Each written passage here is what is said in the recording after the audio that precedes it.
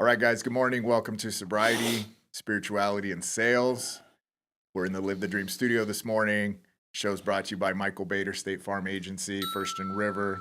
If you need a quote, please contact Mike. What's your phone number, Mike? 520-878-0098. Give us a call. Absolutely.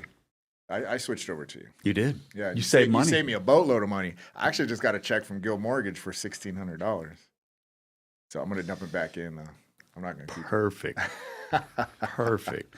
So all you folks out there listening, save yourself some money. Awesome.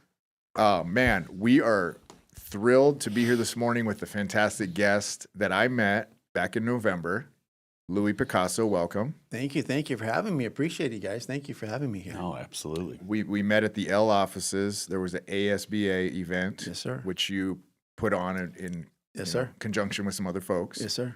And, every time I go to networking events, I make it a priority to ask a question or slip in my story a bit because I want to connect with people. Yeah. And we connected. We did. We did. And it was a great story. And it resonates with me in a lot of ways, because there's a lot of folks in this entrepreneurial journey that we all go through that have these stories that nobody knows, right? They see the successes, they see the struggles, but behind the scene, what really happened, how did they get here, and that miraculous story of getting from A to B to B to C, right? That is the true core of what makes entrepreneurs who we are as entrepreneurs, and to get what we go through, because everybody goes through some stuff. There's no question, but having the time and the place to disclose what that is, to inspire and to produce success in others is what we're here for. Mm-hmm. Absolutely. So you grew up in Los Angeles, is that correct? East LA, bro. LA. Born in East LA. Born in East LA. True, right. It's a funny story. He's got his Dodger blue on. Yeah. Yeah. Matter of fact, I went to go see the Dodgers not too long ago, born and raised in East Los Angeles. Grew up there. Humbled, very, very humbled beginnings. Really talking about that core of what forms you, what molded you to get to where you are today. Right? It was many experiences, including that as well, and it was a learning adventure. I could tell you stories upon stories of the awful things that I saw, and the things that people get into, and the sin that people get into. And what causes what the enemy wants is to kill, destroy, and Kill, steal, and destroy. Kill, steal, and destroy, right? And so that was all happening in the midst of me, and I didn't want to be part of that. And there was something in me that said, "You should not. This is not for you. It's not what you need to be." So I grew up a pastor's kid. I was an official PK. Nice. And my dad grew up in church as well, and he became a pastor. So we became PKs and traveling all over the state of California, up and down, going to different churches and what have you. So we were a bit of a Christian vagabond. We were all over the place. And then it got to a point to where we were getting older, and we were living in East LA. And all of a sudden, my dad comes and says, "Well, we're going to go to another mission. We're going to open a new mission." I'm like, "Okay, well." Figure somewhere in California, somewhere else, something like that. He comes up with Anchorage, Alaska. Wow. I'm like, Anchorage, Alaska? I'm like, where in the heck is that? Did you even own a jacket at that time? I didn't know, man. It was those little Dodger little jackets that they would give us when we go to see the game, right? So there was really nothing. It was wind, what do you call those, wind jackets? Yeah. So there we go to Alaska. I was 17 roughly, 17 years old. My brothers were, younger than me. One of them was like 6 or something. And so we went up to Alaska, and we talked about a culture shock, and so it developed us in the sense that because it opened up our eyes even further. Alaska is just a melting pot of all types of cultures. Languages, and you wouldn't think so, but it's just so many languages, especially Hispanics, large Hispanic population in Anchorage, Alaska. Wow. Didn't even know. Yeah. And so that opened our eyes a lot, and it gave us the opportunity because we moved around so much, we weren't shy. We had to make friends, and so we had to get out there and put ourselves out there. If not, we would be these crazy lonely guys hanging around, just kind of figuring out, well, I don't want to be here. But we assimilated. We got into the mix as best as we could, and then we knew that it was going to be a short term because we knew that my dad would probably be moved somewhere else. But we made the best of where we were at, and so I think that built a lot of the characteristics that I am today. I'm not shy. I will go up to you and I will shake your hand and how you doing? My name is Louis Picazo. And we start a conversation. Now, whether or not that lasts forever, great, it does. But I know that I'm not afraid to say hello. I'm not afraid to say hi, right? And a lot of people tend to kind of back away from all that. They're like, I'm gonna. Yeah. Well, it's a special skill, and I see it diminishing today with the age of social internet. media, the Social internet, media, AI. I mean, everything. Like kids are buried in their phones. They don't maybe know how to necessarily have that interactive conversation with people. You gotta draw stuff out of people. I mean, I knew right away speaking with you. You were obviously you knew what you were talking about. You're very confident, and you were not afraid to put yourself out there. So I love those qualities in people.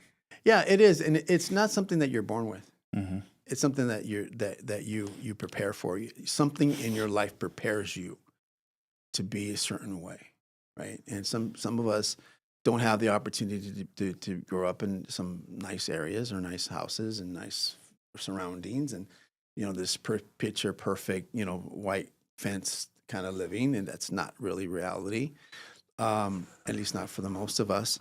And so what we have to take what we are given and and filter out the worst and keep the best, and it's so hard to do that because we're not built that way.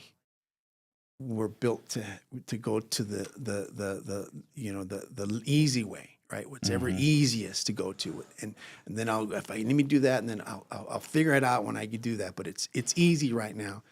A lot of us as entrepreneurs, we tend to want to be that comfort, stay in the comfort zone, stay what we like to do. But I mean, you guys know, being in business and entrepreneurs yourselves, if you are comfortable, you're not growing. Correct. You have to understand the uncomfortableness is for you to grow, to learn something new, to be in a position to where you can now teach others at a certain point in time after you've gone through it. And a lot of these people say, well, I don't want to go through that. I want to have an easy route, but I still want to be able to teach them by example. Well, you're not really teaching by example, unfortunately. Not that I would ever say that to anybody, but you got to go through the fire in order to come out cleansed.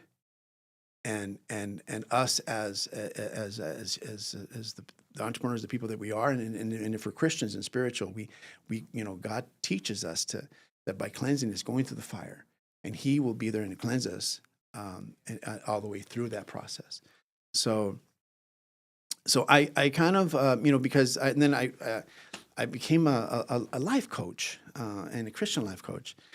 Out of a great experience in my life that had happened, that really changed my life. When you think that you got it all, God says, "No, you don't got it all. You don't have it at all. Let me take it away, and let me really show you what you are at your rawest form." Mm.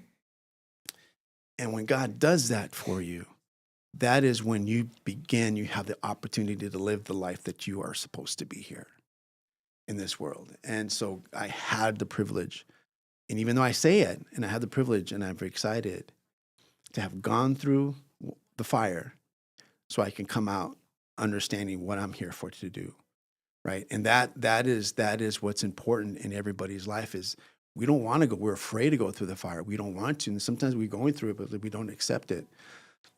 But when you accept what God wants to do for you, God will make miracles.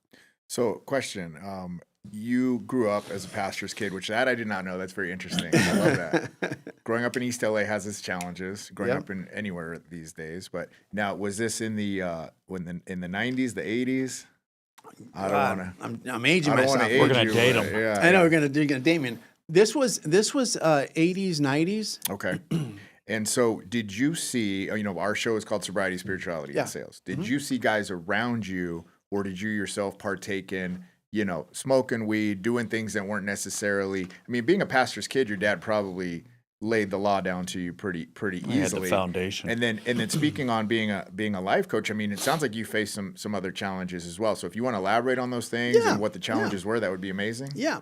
So, God, whether it be God or whatever, my mom's prayers, a mother's prayers go, like my mom says, a mother's prayers go straight to the throne of God.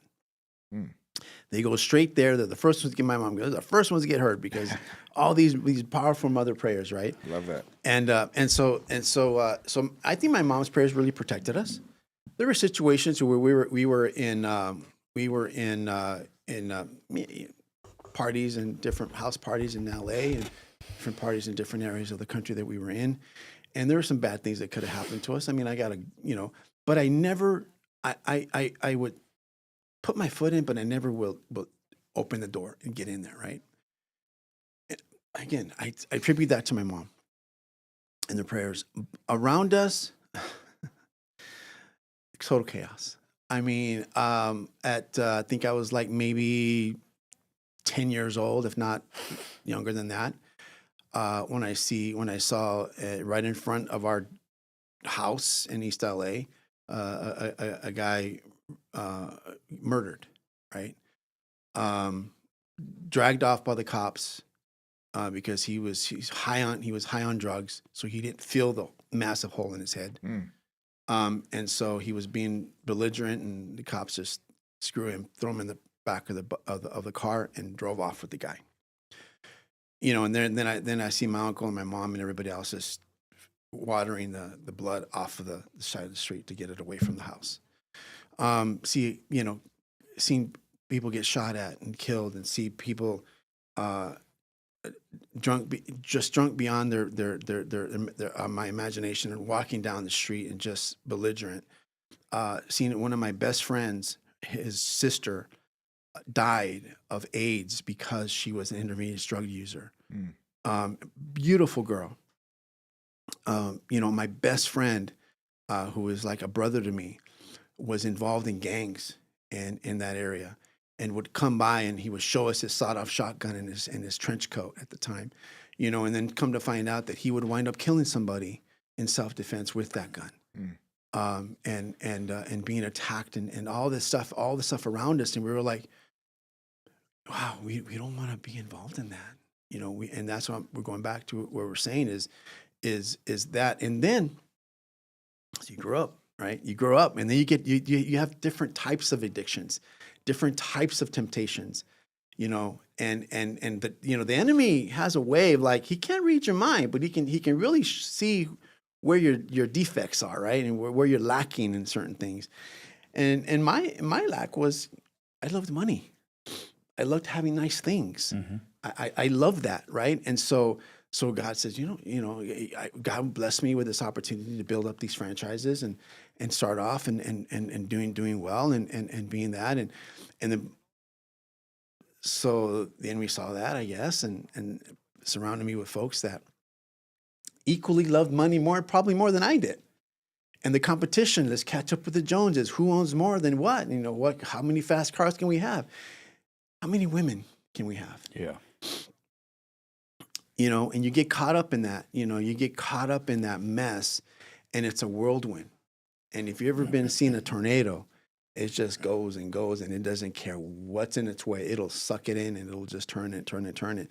So you see folks that are in business, and they're doing that, and they get caught up in that whirlwind, and they think they're doing great. They think they're doing fantastic, and they financially probably are. But within their soul, they're hurting, right? Yeah. They're hurting, and so, yeah. So, so to answer your question, I didn't partake in this, in the crazy drug scene and the gang scene when I was younger, but I partaked in the adult stuff. So what do you think attributed you to staying on the right side of things growing up? mean, you had a vision, you had goals for your life at a young age. Your folks spoke life into you. You listened to that message. What was it for you? Yeah, honestly, I gotta say, I attribute this to my mom's prayers of keeping us in the right path. Not to say we were perfect. We were far from perfect. We did our mess ups, but we didn't get ourselves in a position to where we were harming our bodies or, having, keep causing stress to our own families. And I think what attribute that to guys is understanding, is seeing your surroundings, is having the ability to look out the window and say, do I want to go out and step out to that? I have a choice, or do I stay in here and try to figure things out myself? Wow. Which one is the best option to have, right? And a lot of us folks don't have that opportunity. A lot of us are thrown out the window, regardless if we want to or not. And next thing you know, we're in some type of situation. We're in an addiction. We're in something, right? And so, and then God will take us out of that eventually. I had a choice. We all have choices. I had a choice to partake or not when I was younger, and I chose not to. And I think that was because I was looking things around me. I would hear him. I would hear my dad preach and sing. He was part of a band, a Christian gospel band, and we would travel all over the place. And he would open for Pat Boone, and they're so I don't know if you guys are older, see who Pat Boone is, yeah. but yeah. But him and the other, and Love Song and all these great 70s, 80s bands, right, that were out there. And so and I grew up playing the drums, and so my first concert was in front of 3,000 people, and I was maybe 12. Wow. When I was playing the drums at that point, and so I was in that realm, and I had the experience of that, and then that was my inside of that room, right? But then then there was other stuff outside the window that was going on that I was like, wow, that's pretty scary. I don't want to be a part of that. That's crazy. But I had the choice to do it because it was right there. I wanted to stay into that and figure out my own destiny. Did my parents make the right decisions on certain things? No. Do I wish that I would have stayed and played football at a high school for 4 years and stay at a high school for 4 years and play football like I really wanted to? I didn't have the chance to do that. But I learned other things. I learned how to interact with people. I learned what it took to make things happen for myself and make good things happen for myself because I had to, right? And I take those and I use them, and because again, going back to choices, I could decide to think about all the bad things that happened, all the stuff that I couldn't do, and I could blame it on my parents. It's all your fault. I could do that, or I could say, you know what? I could take what I learned and take the situation I was in and turn them around and use them for my good. And that led me to a certain spot, and led me to a certain spot, and led me to a certain spot. And I choose to think that way. Because if you start thinking about your past and start focusing on that is when you start getting into trouble. Mm-hmm. Your mind will start playing tricks on you. And when your mind starts playing tricks on you, sometimes we tend to follow that. That's powerful. Yeah. Thank you. Yeah. And so you ended up going to Georgetown University. I did. That was a fluke, man. That was, me and my friend decided that there was a course in franchise management at the time. That was the only Ivy that was, at the time I didn't even know it. I didn't even care. I didn't know it was an Ivy League, but so we was like, okay, what's franchise management? We want to be able to learn and expand our knowledge in franchising much more, and then we knew the professor that was running the program at Georgetown University, Dr. Ben Italian, and we talked to him. He said, "Hey, let's come on over," and we got accepted, and we commuted from Arizona to Washington D.C. Commuted for classes. Wow. And that was an event right there in itself. right? But we were committed to do it, and we really learned a lot. And I'm so blessed to have that experience, to visit that school, and a lot of great minds there. So I want to write a book from East LA to Georgetown. I love it. So when did you have that first taste of success? You know, when you're just describing the desire for the money. You were in Alaska. You left. Yeah, that was Alaska's. Yeah, so I think the first part of my success is when I never forget this day. So we were, I used to do. So I was smart, and at least I paid attention, I should say, to somebody who was smarter than me, and I followed their rule. So I go, you know what? I know everything about insurance. I just don't know how to operate an agency. So let me find somebody to operate the agency, and I will do everything on top of that. So I brought in somebody who had 25 years of agency experience. I brought her in not as a paid employee, but as a partner. So she had skin in the game. So I brought her in. We built it. We started building this organically and through mergers and acquisitions, through M&A. So one of the first acquisitions, or the first things that I would come to mind, I was in Starbucks, and we would buy insurance agencies, and I would go and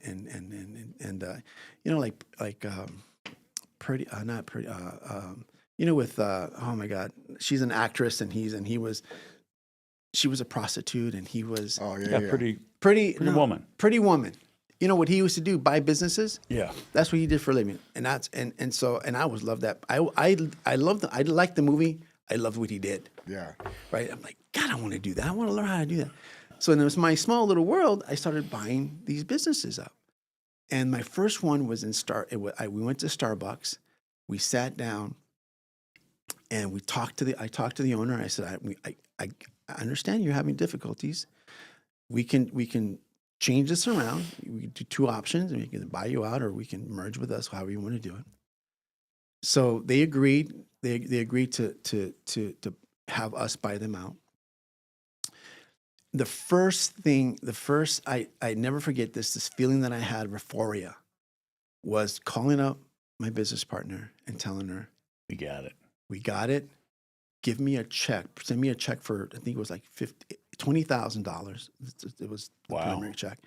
Bring me a check for $20,000 so I can sign it up and get it ready to go, and bring it to me, and I could give immediately the down payment. I want to seal this deal right now. She goes, yeah, okay, sure. She was like 30 minutes away at the time. She got the check prepared, came to she picked me up. She came, I saw her, I came in, I went out, grabbed the check, came out and gave the check to this person. I'm like, this is going to start off a good thing, right? And that was that feeling of being able, having to do that, and having that dream of wanting to be Richard Gere in that movie, right? Of what he was doing in my smallest form. I mean, I'm sure he was building $20 million businesses, but that was that first taste of having that ability to do that, and then that prompted me to keep on doing it. It just fed me, and I was just doing it until then I wound up in Las Vegas, because I wanted a write-off to go to Vegas, right? Like, I'm going to build my companies over there too, so I can go in over there whenever I want and have it and write it off, right? So I did that. We built two agencies up there, and then that's when I think that's where the negative aspects of things started. Yeah. How many did you guys end up buying? We bought up 8. Okay. Yeah, we bought up 8 total. Yeah, 8 agencies altogether, and then yeah. So it was an adrenaline rush. And that when it comes to business, I love that adrenaline rush. I love that. I love that thing of getting it started, and from conception, from an idea to paper. I'm building something right now, and I get that rush, and it's a great feeling. Yeah, it's a really great feeling, especially when it comes from God. Yeah. Yeah, absolutely. Yeah. So take us on the journey then from insurance to what was the next franchisable thing that you got into or did. You right? I mean, because it sounds like you've done multiple different things. Yeah. Right after that, I sold it. We saw the 2008, 2009 guys where they had that crash, right? Yeah. So I sold it roughly around that time. I saw this was coming, and I'm like, okay. So and then all this, and again, this is all telling you guys, when you think God is not behind you, not working from you, and you think about it and you look at it 20 years back, and you're like, how did that happen? That had to have been God. Great timing. Great timing. Yeah. Because at that time, my partner comes and calls me up out of the blue. I remember this. I was in my laundry room at the time. I'll never forget it. On the phone with her. and she tells me, would you consider a buyout for me? I'm like, I'll be there tomorrow. Because I was in Phoenix and I'll drive down to Yuma, and I said I'll be there. So we negotiated over the weekend. I got there on Friday, and by Monday, I sold my business to her. And then I took a year off, decided what I wanted to do, what I needed to do. I knew I didn't want to go back to the corporate world. Mm-hmm. So I went back to working with this great company that I had met during my visits, and during my tours of California, going back and forth and trying to figure out what I can do next. And I met this guy. He was a tax franchise. He wasn't a franchise at the time, but he wanted to franchise it. Got into work with him. Had a great time working with him. He had like about 10 offices, and they're located. He says, listen, he brought me on. He said, listen, as a consultant, can you grow these businesses? And so we did. We opened up 55 locations in California for him. And then we started growing from there. And then we were flying all over the country. One of the things that he said, he goes, we want to franchise my business. I said, okay, I'll give you 2 weeks. I go, I need to do my due diligence around this to check out your operations. He says, all right, let's do that. So I went and do my due diligence and came back to him. And after my 2 weeks, and I told him, I said, and I was walking in his office. I'm like, this is going to be really good, or this is going to be really bad. But I'm going to just be very transparent with him. So I got there and I said, listen, if you really want to accomplish your up to 500 locations throughout this whole country, everything that you built up this far, we're going to have to toss, and we're going to have to put in a whole new system, operational system, in order for you to be able to do that. And I cringed. I was waiting for the sucker punch. I was waiting for the punch, right? Like, get out of my office and you're crazy. But he said, he goes, okay, let's do it. Let's do it. Long story short, he's probably up to 350 locations today.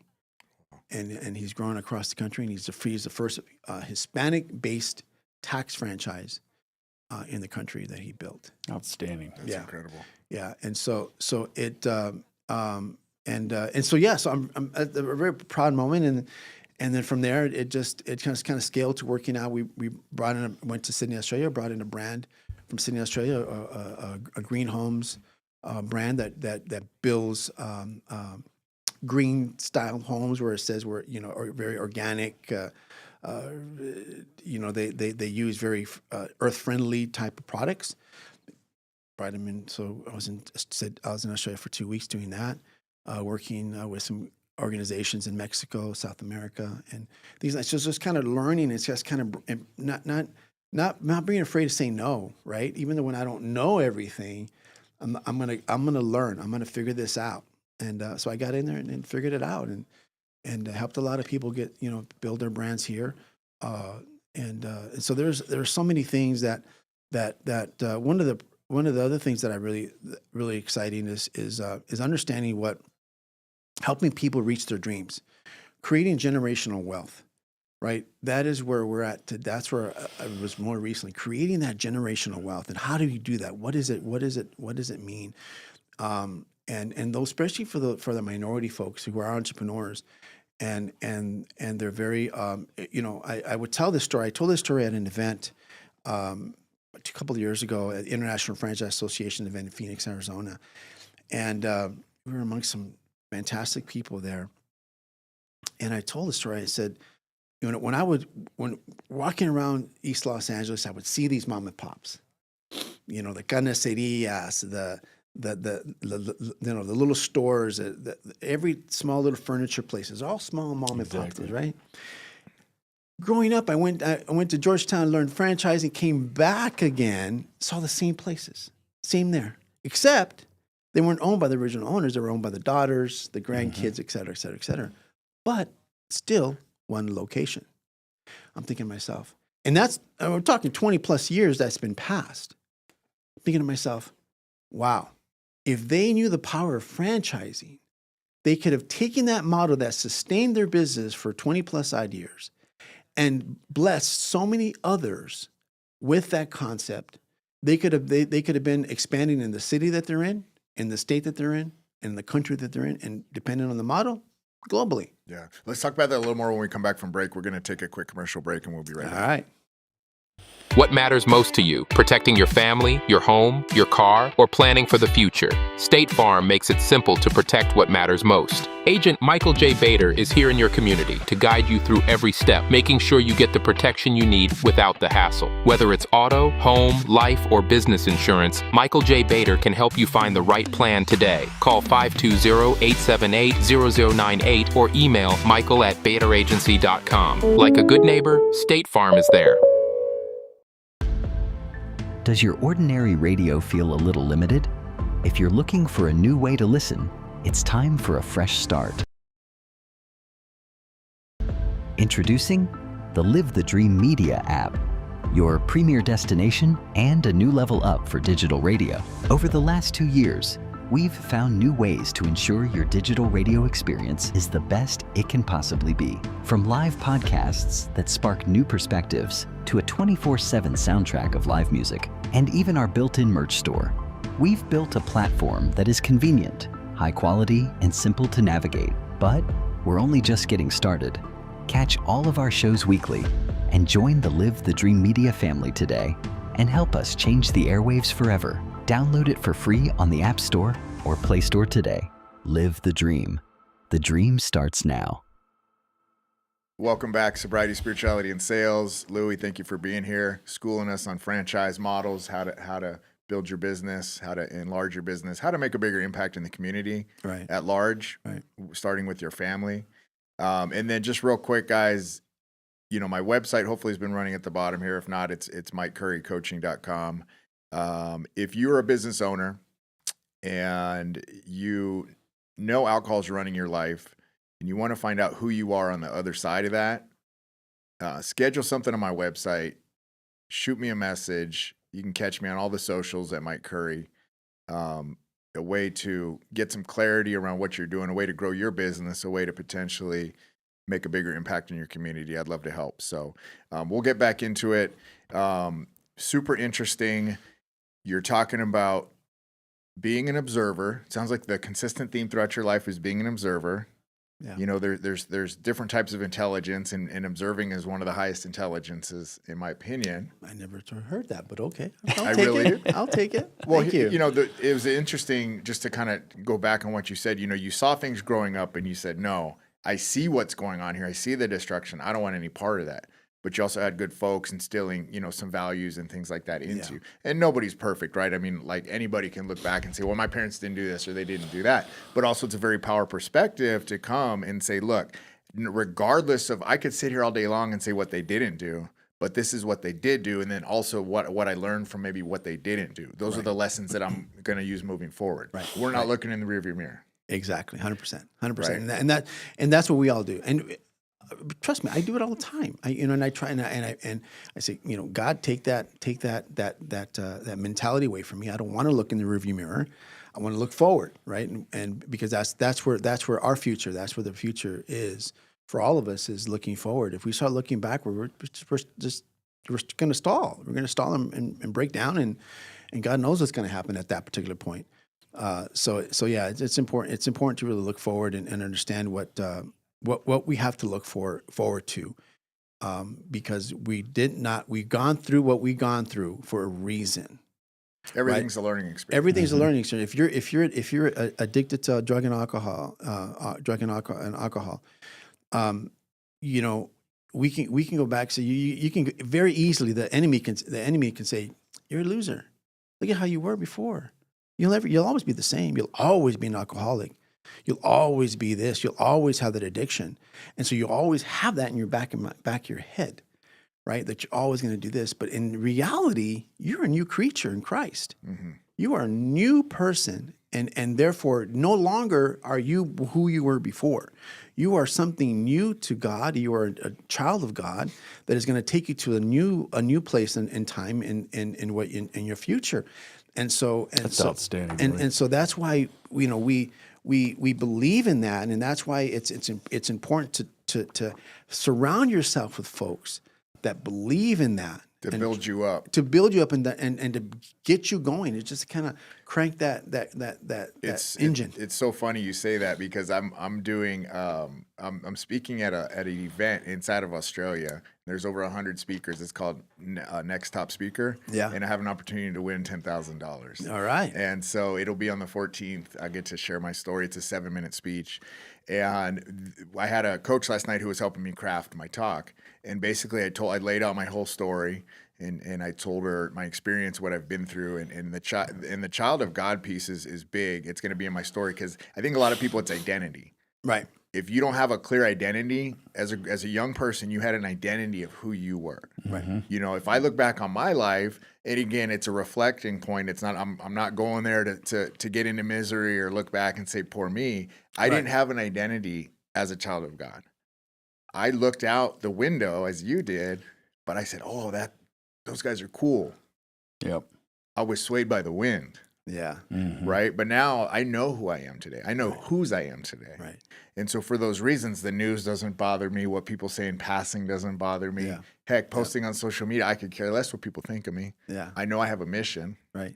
So I think that's super, super important. That's 100% important. Yeah. I think you have to, you can't, if we listen to what the world perceives us to be, Christianity as we see it today would have not been what it is today.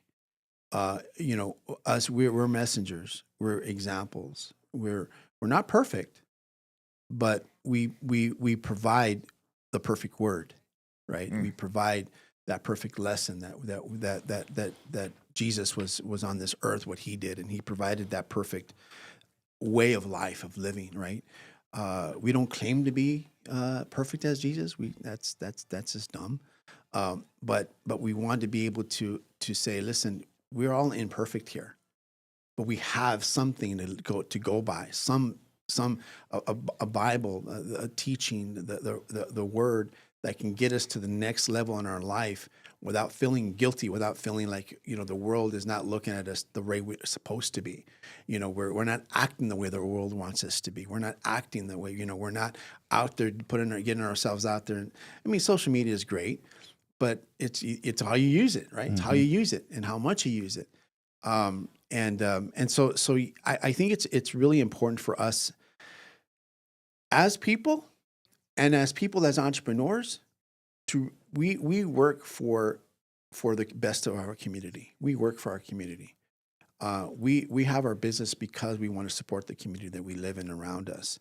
And if we focus on that I'm not here to take from our community. I'm here to give to our community. What does that mean? It means a lot. It means a lot of things. It's a switch. Absolutely. It's a switch, right? Exactly right. Right. So what can we give back to our community? And I'm telling you, once business owners, entrepreneurs start to think that way, one thing, it's a way for them to open up the doors of heaven and just give them blessed, because you're giving now. And what does God teach us? Right? To give. Better to give than to receive. And so when we give ourselves, when we give our time, when we give like you're doing the speaking, and when we give our time to different associations and people and things, we're following what God intended us to do.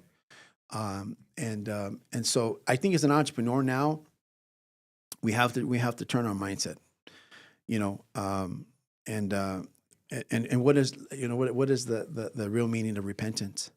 Real meaning of repentance in Greek is change the mindset.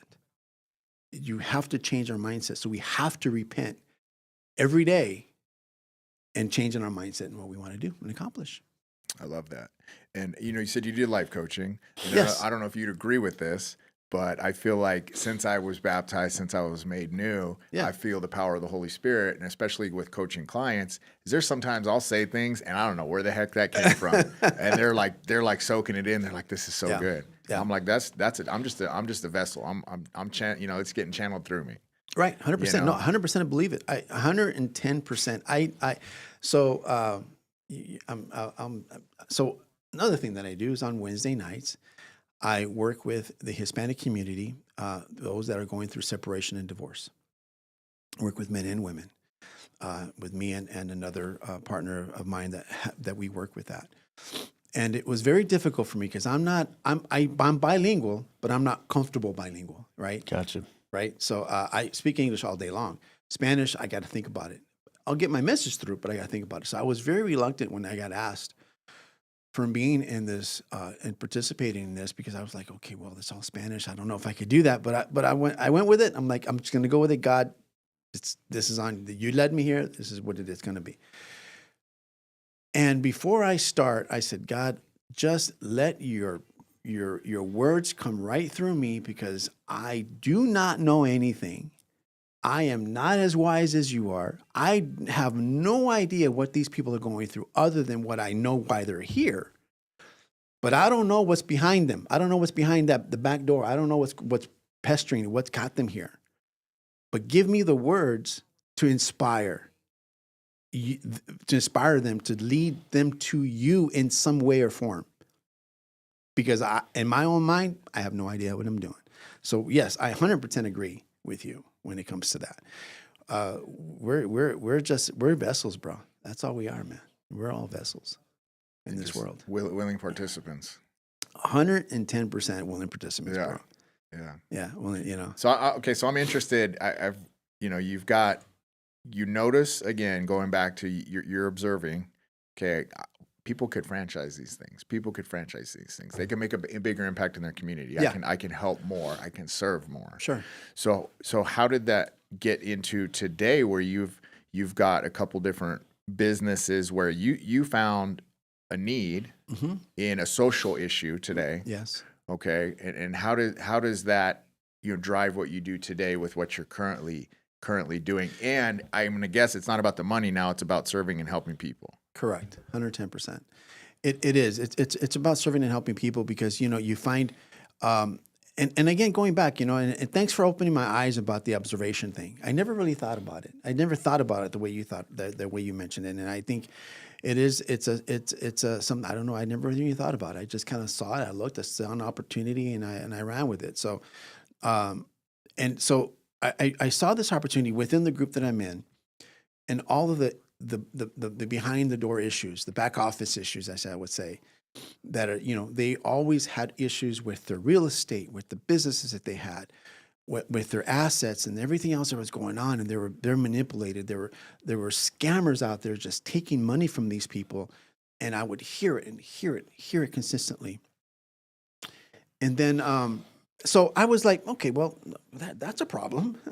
I mean, there's got to be a resolution, but I don't know what it is. So I ran into somebody else who is another business partner of mine, and so I have different business. I don't know if this is the insanity part of things or what it is, but I know where I do a SWOT analysis on myself. I know what my strengths are. I know what my weaknesses are, my opportunities, and I certainly know what my threats are. Right. And I know that if I go into a certain project and I know where my weaknesses are, and I need to solve that, I'm going to find somebody who has the strength in that area. Wow. Yeah. So I have different business partners for different businesses that I have, because I don't know everything and I don't claim to know everything, but I want to surround myself with people that do.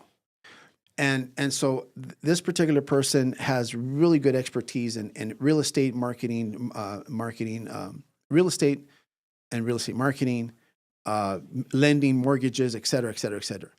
So he's really in depth in the financial world. So I talked to him about it, and he goes, "Man, Lou, you're right." And so anyway, I didn't know what the confirmation was, and I wanted a confirmation about this, if this was the right idea and the right way I was going. So I got invited from another person to go to the Mexican consulate. This was about a month ago. And I went in, I stood there, and I was waiting to talk to the consul general, but make a long story short, they weren't available at the time. But I had 30 minutes of observing what was around me. And again, going back to observation, I saw all these people coming in, asking for help of different sorts: divorce, real estate, marriage issues, this, that, the other, coming in, and it was packed. And I said, "Man, is it always this busy here?" They go, "No, this is really slow today." Oh gosh. I'm like, "What?" I'm like, and so I was like, "God, is this the confirmation that this is what I need to do?" There is a lot of work, and there's not that many organizations to support this. Mm-hmm. There is not. So, we needed a lot of things. We needed an immigration attorney. And again, I don't know everything. So I called an immigration attorney that we knew out of California, and I asked, and I was talking. She was very interested at talking to you. I said, "But we'll reach out to you when we can." Okay, I was like, "God, I really need an immigration attorney because I need that professional backing in this area." She calls, she texts me, sends me an email. Said, "The attorney doesn't want to talk to you." I spoke to her legal assistant. I said, "Can I ask you a question?" I said, can immigration lawyers, can they work? Are you licensed to do licensed in Arizona? They go, "Because immigration is a federal law, we can work anywhere in the country." Wow. I didn't know that. I'm like, bingo. The next thing you know, I get an email shortly after that conversation saying the attorney wants to talk to you. And how can we mutually help the Hispanic community, the migrant community, in what you're doing? I'm like, thank you, God. And then there was another thing that happened that we needed, and we got it, right? And there's contracts with different people that work with the migrant community. We got that. We were getting clients, and before we even were ready to take the clients on, right? And I'm like, "God, okay, I'm listening. I'm here. How can we do this, right?" And so here we are today, and then I got some other tech startups that I'm putting together as well for the franchise side of things. But it's just an amazing thing when you put your life in God's hands and say, "God, lead me. I don't want to lead myself any longer. I need you to lead me now. Regardless if this works or not, at the end of the day, I'm going to follow you regardless."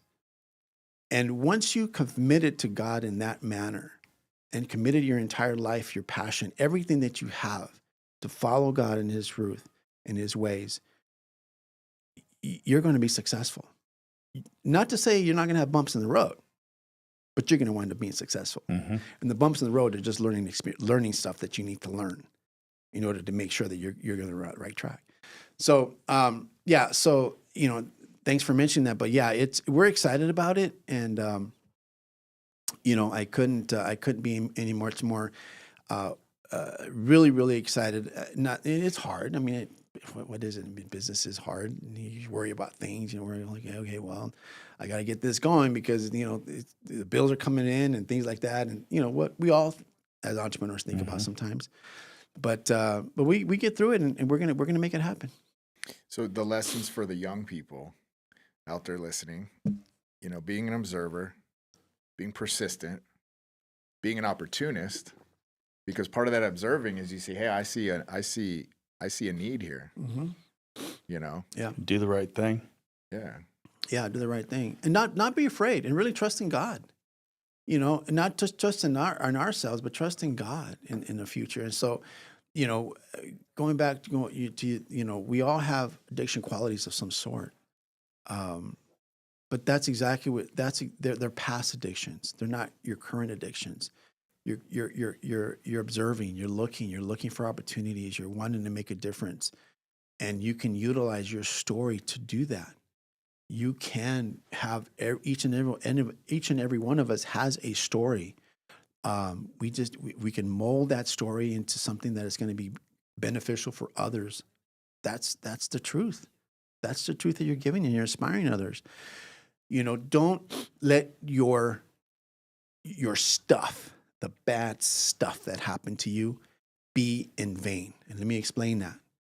If you can utilize all the bad things, the addictions, the qualities that you were before, and use it for good, it's not going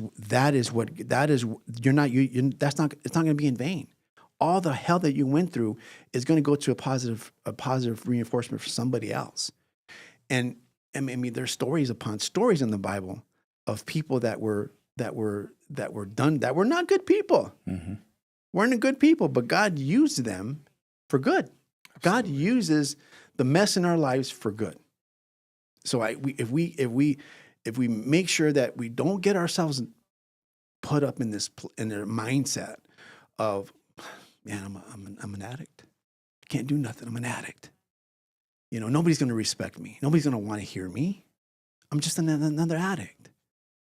And if you start thinking that way, yeah, you are just another addict. But if you take what God has given you as being that addiction and turn it around for good, man, I'm telling you, the world is getting, like my mom said, the world is your oyster, mijo. You know that. So true. Yeah. So this is good stuff, man. I appreciate, man, this is it's invigorating to talk about it. I don't have the opportunity to talk about this a lot. But having this platform to really express that is fantastic. It's really liberating.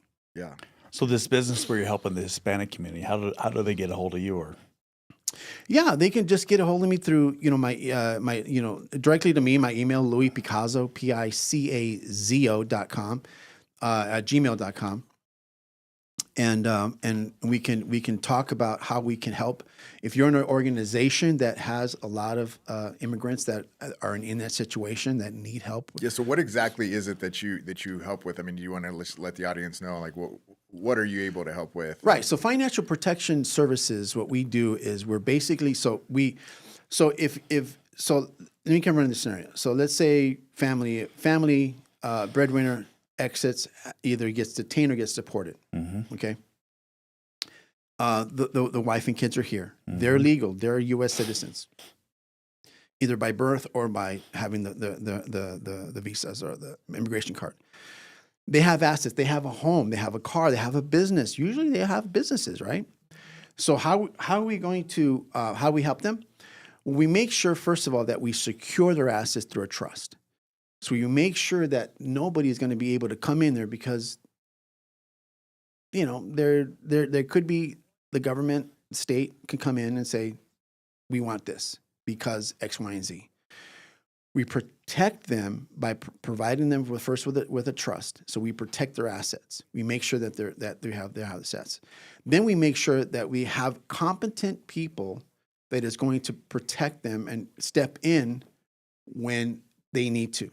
Because once you're detained and once you're in detainment or you're deported, obviously you cannot sign anything. You're stuck. So what we want to do is we want to be able to have them to be able to go out there and say, like their wife, and say, okay, I could get in. Because in the Hispanic community, what happens is, guys, the man is usually the one that signs everything, takes care of everything. Maybe has things in his name, right? And so the wife may not have access to the accounts and stuff. So we have, through the process, we have the wife have access to everything. So then that way, if she needs to get a loan off their house, equity, to at least pay for the legal bills, at least to continue living paying some college debt that they may have or the bills or whatever. They're able to do that. They're able to function. We give them the ability to function while they're going through this unfortunate situation. And then there's immigration costs, there's attorney costs and all, right? So there's bond that needs to be paid. We can't facilitate an opportunity for them to pay that bond so they can either be getting out of detainment, and there's a process for that. So feeling that they're not alone, there is help out there. That they're, because what happens is they'll get a family member will know another friend, or I'll give you an example. This particular family was in this similar situation. They found somebody who said, I can make sure that I can get you some money that you need. Pay me $5,000. Had her sign the documents. In those documents was a quick claim deed. She didn't know what that was because she didn't know what that was. That quick claim deed now gave that person the ownership of that house. Left her with nothing, sold the house, gave her $20,000, said, see you later. Wow. Those are the kind of things that we're trying to avoid. Yeah. Because we see it all the time. Well, I just spent $10,000. I spent $5,000. I spent $3,000 because this person said they could help us. No, we want to avoid that. So we want to help people today, before they get into that situation, secure themselves financially. So that way, if the unfortunate happens, which we pray it doesn't, but if it does, they don't have to worry about the financial aspect of things. They don't have to be worried about getting scammed. They can do the things on their own, take care of their families while this situation is happening, and they'll have the money to make sure that their family is taken care of and their legal bills are getting taken care of as well. And we have the support of the attorneys as well, and the immigration attorneys, because the immigration attorneys, they worry about immigration stuff. They don't worry about the financial stuff that's happening on this back end, because they don't have the bandwidth to do that. Yeah. And that's where we step in. Right on. Yeah. You got anything else, Mike? No, that's excellent. Yeah. And unfortunately, it's a problem here locally. It's a big problem. It's a big problem. It is a big problem. I mean, I'm going to go out on a limb and say those people are probably in a good relationship with God, that are being predatory and that are doing these things, Oh, no. No, not at all. Unfortunately. And it's very unfortunate. There's a lot of organizations that will take the money, don't do anything. We want to make a difference. We're putting this plan together. We're structuring it. We're getting the people behind us that we need to, the immigration attorneys, the business attorneys, the financial people, CPAs, everything that we need in order to make sure that they're fully protected. We got a great company that's going to put their trust together. So it's going, man. It's working. Louis, thank you so much. It's been an incredible show. Fantastic, Louis. Again, Thank you, man. Sobriety, Spirituality, and Sales, brought to you by Michael Bader, State Farm Agency. Guys, again, if you're a business owner and you have a problem with alcohol running your life and you want to find out who you are without it, please reach out to my website, shoot me a DM through my socials. Let's connect. Let's have a conversation of what that would look like in your life. Thank you so much. You guys enjoy your day. All right. Bye-bye. You're listening to the Live the Dream Media Network, Arizona's premier live podcast studio and online radio.